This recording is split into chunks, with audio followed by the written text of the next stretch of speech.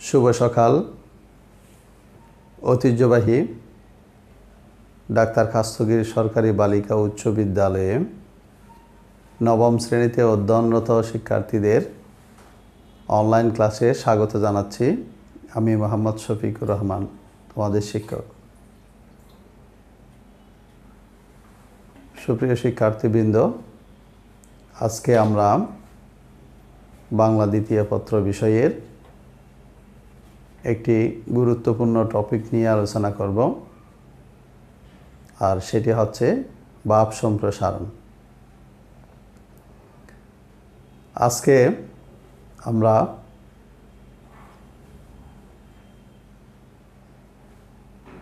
ভাব সম্প্রসারণ কি, ভাব সম্প্রসারণ লিখতে কি কি নিয়ম অনুসরণ করতে হয়, কিভাবে ভাব সম্প্রসারণ লিখলে পরীক্ষায় ভালো ফলাফল অর্জন করা যায়, সেই বিষয়ে আমরা আলোচনা করব। আশা করি তোমরা মনোযোগ সহকারে ক্লাসে অংশগ্রহণ করবে এবং পরবর্তীতে ভাব সম্প্রসারণ নিয়ে আরও বেশি তোমরা চিন্তা করবে, কিভাবে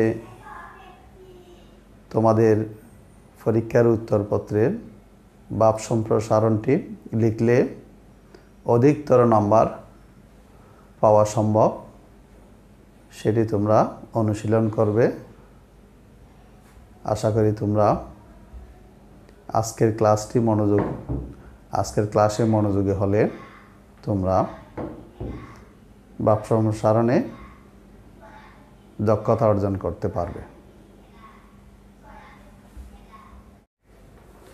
সুপ্রিয় শিক্ষার্থীবৃন্দ, ভাব সম্প্রসারণ কি, আমরা এই বিষয়ে এখন আলোকপাত করব।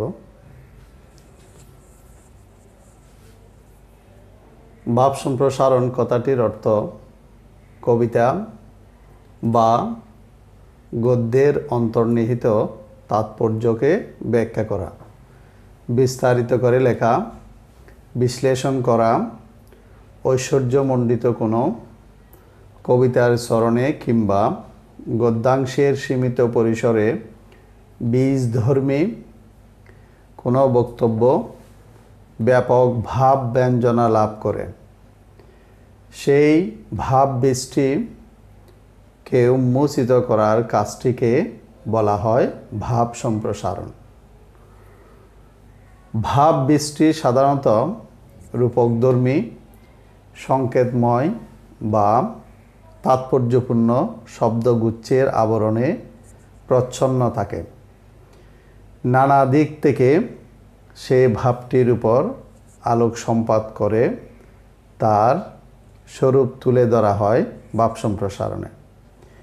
ভাব বৃষ্টি বিশ্লেষণ করতে গিয়ে আমরা বুঝতে পারি এই ধরনের কবিতার চরণে বা গদ্যাংশে সাধারণত মানব জীবনের কোনো মহৎ আদর্শ, মানব চরিত্রের কোনো বিশেষ বৈশিষ্ট্য, নৈতিকতা, প্রণোদনমূলক কোনো শক্তি, কল্যাণকর কোনো উক্তির তাৎপর্যময় ব্যঞ্জনাকে ধারণ করে আছে। ভাব সম্প্রসারণ করার সময় সেই গভীর ভাবটুকু উদ্ধার করে সংহত বক্তব্যটিকে পূর্ণভাবে ব্যাখ্যা করতে হবে। সেই ভাব রূপক প্রতীকের আড়ালে সংগুপ্ত থাকলে প্রয়োজনে যুক্তি, উপমা, উদাহরণ ইত্যাদির সাহায্যে বিশ্লেষণ করতে হবে। যেমন অধ্যবসায় সফলতার চাবিকাঠি। আমরা যদি এই ভাব সম্প্রসারণের দিকে লক্ষ্য করি, তাহলে পৃথিবীতে যে কোনো কাজ অধ্যবসায় ছাড়া সফলতা লাভ করা যায় না। তাহলে অধ্যবসায়ের এখানে গুরুত্ব আলোকপাত করা হয়েছে। এই ভাবটিকে যদি আমরা উদাহরণের সাহায্যে আমরা তুলে ধরতে চাই, তাহলে আমরা রবার্ট ব্রুসের ঘটনাটি আমরা এখানে উল্লেখ করতে পারি। তিনি স্কটল্যান্ডের রাজা ছিলেন। একসময় তিনি শত্রু কর্তৃক পরাজিত হয়ে কোনো একটি গুহায় একাকী অবস্থান নিচ্ছিলেন। সেই গুহায় অবস্থানকালীন সময়ে তিনি মাকড়সার জাল বুনতে, মাকড়সার যে বারবার ব্যর্থ হওয়ার ব্যাপারটি তিনি দেখছিলেন এবং অনেকবার চেষ্টা করে মাকড়সা তার জাল বুনার কাজে সফলতা লাভ করেছিলেন। এই ঘটনাটি রবার্ট ব্রুসকে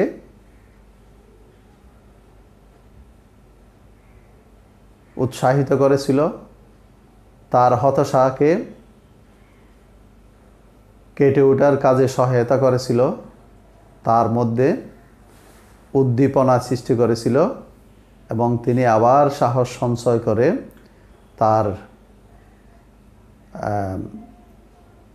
অনুগত সৈন্যদেরকে সংগ্রহ করে শক্তি সামর্থ্যকে বৃদ্ধি করে যখন তিনি তার হারানো রাজ্য ফিরে পাওয়ার জন্য বারবার চেষ্টা করছিলেন, তখন এক পর্যায়ে তিনি সফল হয়েছিলেন। একেই বলে অধ্যবসায় সফলতার চাবিকাঠি। তাহলে আমরা যদি এরকম কোনো একটি বাক্য, যে বাক্যের অন্তর্নিহিত ভাবকে আমরা কোনো একটি উপমা, যুক্তি বা উদাহরণের সাহায্যে যদি আমরা সুন্দরভাবে তুলে ধরতে পারি, তাহলে আমরা বাক সম্প্রসারণ অংশে ভালো ফলাফল লাভ করতে পারব। সুপ্রিয় শিক্ষার্থীবৃন্দ, এবার আমরা জানব বাক সম্প্রসারণের কিছু নিয়ম সম্পর্কে।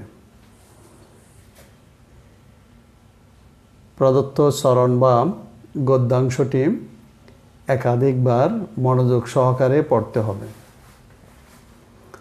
প্রদত্ত চরণ বা গদ্যাংশটির প্রচ্ছন্ন বা অন্তর্নিহিত ভাবটি কি তা সহজে অনুধাবন করা। অন্তর্নিহিত ভাবটি কোনো উপমা, রূপক প্রতীকের আড়ালে সংগুপ্ত আছে কিনা তা বিশেষভাবে লক্ষ্য করতে হবে। সহজ ভাষায় সংক্ষেপে ভাব সত্যটি উপস্থাপন করা উচিত। প্রয়োজনে যুক্তি উপস্থাপন করে তাৎপর্যটি উদ্ধার করতে হবে।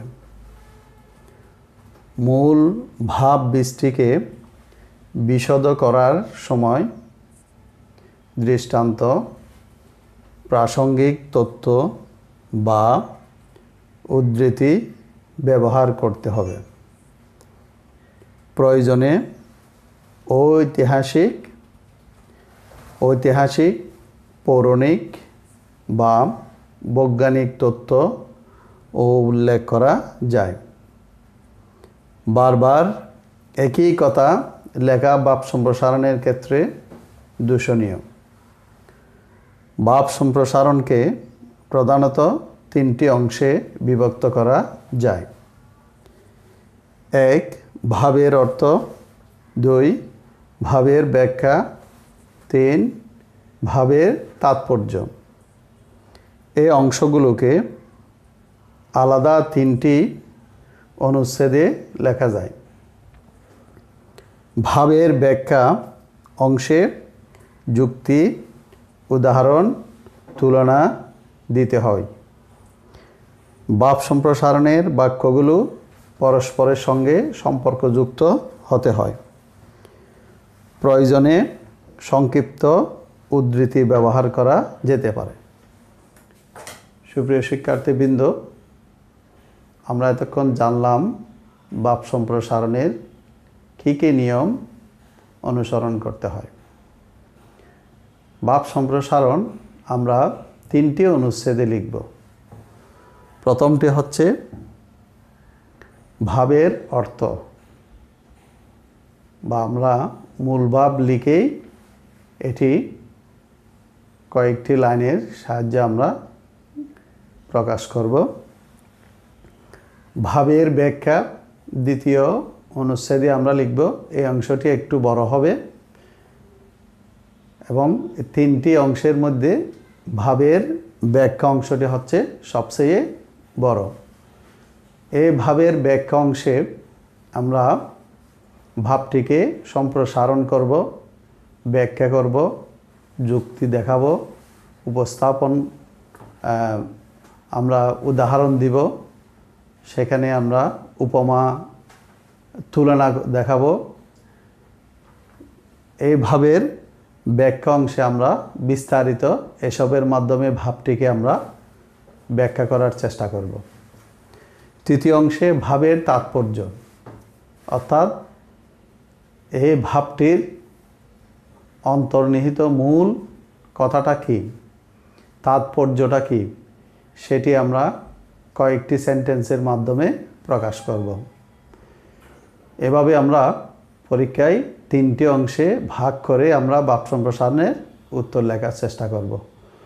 যদি আমরা এই নিয়মগুলো যদি অনুসরণ করে ভাব সম্প্রসারণ লিখি, তাহলে আমরা 10 নম্বরের মধ্যে সর্বোচ্চ নাম্বার 9, 10 এরকম নাম্বার আমরা পাব। সুপ্রিয় শিক্ষার্থীবৃন্দ, তোমরা আজকের এই পঠিত ভাব সম্প্রসারণ কি, ভাব সম্প্রসারণের কিছু নিয়ম, এগুলো চর্চা করবা, অনুধাবন করবা এবং পরবর্তীতে ভাব সম্প্রসারণ লেখার সময় এগুলো মেনে চলার চেষ্টা করবা। ভাষায় চর্চা করলে তোমরা এই বিষয়ে আরও বেশি দক্ষ ও পারদর্শী হবে। আশা করি তোমরা ভাষায় ভাব সম্প্রসারণ বিষয়টি তোমরা চর্চা করবে। সুপ্রিয় শিক্ষার্থীবৃন্দ, তোমরা স্বাস্থ্যবিধি মেনে বাসায় অবস্থান করবে। বাইরে যেতে হলে মাস্ক পরিধান করবে, শারীরিক দূরত্ব বজায় রাখবে, বাসায় রুটিন অনুযায়ী পড়ালেখা চালিয়ে যাবে, মা বাবার কথা মেনে চলবে। মনে রাখতে হবে, পড়ালেখা কোনোভাবেই বিরতি দেওয়া যাবে না। আমরা যেমন নিয়মিত বেঁচে থাকার জন্য খাওয়া দাওয়া করি, সেটি আমাদের শরীরের জন্য অতি প্রয়োজন। অনুরূপভাবে আমাদের মননশীলতাকে সবসময় চাঙ্গা তাজা রাখার জন্য, মানসিকভাবে আমরা উৎফুল্ল থাকার জন্য, ভালো থাকার জন্য আমাদেরকে নিয়মিত পড়ালেখা চালিয়ে যেতে হবে। এই বিষয়টি আমাদের মনে রাখতে হবে। আশা করি তোমরা তা করছো। তোমরা নিয়মিত পড়ালেখা চালিয়ে যাবে, তোমরা ভালো থাকবে, তোমরা সুস্থ থাকবে। তোমাদের উত্তরোত্তর সফলতা কামনা করছি। আজকের ক্লাস এখানেই সমাপ্ত করছি। ধন্যবাদ সকলকে।